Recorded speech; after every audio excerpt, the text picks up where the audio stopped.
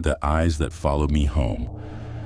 I never believed in the supernatural. I thought it was all nonsense, stories people told to explain the unexplainable. That was until I encountered them. The eyes that followed me home. It began one chilly autumn evening. After my shift at the coffee shop, I walked home, the crisp air biting at my skin. The streets were quiet, the kind of calm I loved after a long day. As I passed by the old house at the end of my block, something felt off. The house had been abandoned for years, its windows dark and its doors boarded up. Neighborhood kids dared each other to go near it, but it had always been a part of the scenery to me. But that night, I noticed something. As I walked past the house, I caught a flicker in one of the upstairs windows, just a brief movement, like the flash of a shadow. I stopped in my tracks, squinting toward the window. For a moment, I thought I saw eyes, two pale dots glowing faintly in the dark. I shook my head, brushing off the thought. It had to be my imagination, or maybe a reflection. Still, something about it unsettled me. I quickened my pace and tried to push it from my mind, but the feeling lingered. It felt like I wasn't alone. When I got home, I locked the door behind me and tried to settle into the quiet of my apartment. But as I looked out the window, I saw it again. The faint glow in the same window of the abandoned house, two eyes staring directly at me. I froze. This wasn't possible. I had only been gone for a few minutes, and the house was supposed to be empty. But there they were, those same eyes watching me. My heart raced. I stepped away from the window, my mind racing. I tried to tell myself it was a trick of the light, some reflection from another building, but deep down I knew it wasn't. The eyes were real, and they were watching me. The rest of the night was a blur. I couldn't sleep. Every little sound, every creak of the floor sent me into a panic. The eyes lingered in my mind, haunting me. I tried to rationalize it. It was just a house, just a strange light, just my imagination. But every time I closed my eyes, I could still see them.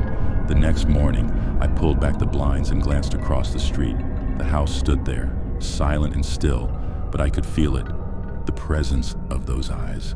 I tried to ignore it, but they were there, waiting, watching from the upper window. The days passed, but the eyes didn't leave. I couldn't escape the feeling of being watched.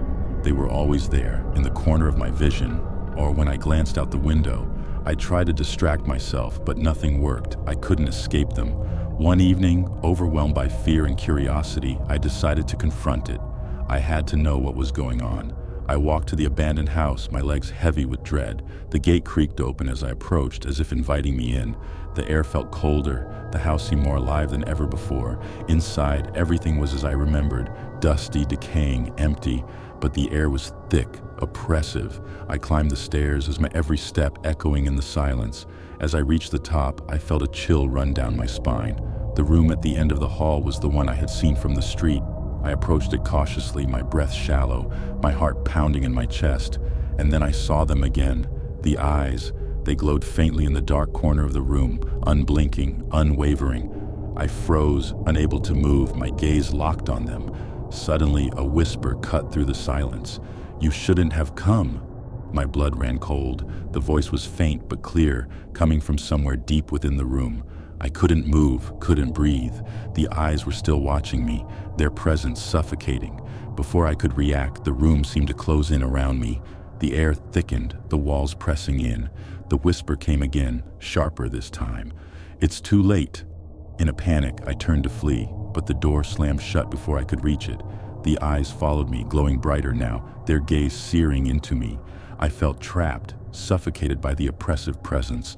Then, as suddenly as it had begun, everything went black. I woke up hours later in my apartment, heart racing. The sun had risen and everything seemed normal. But when I glanced out the window, the house was empty. The eyes were gone. I tried to convince myself it had all been a nightmare, that I had imagined it. But I knew better. The eyes weren't just in the house. They were following me, waiting for me to return. And no matter where I went, I couldn't escape them.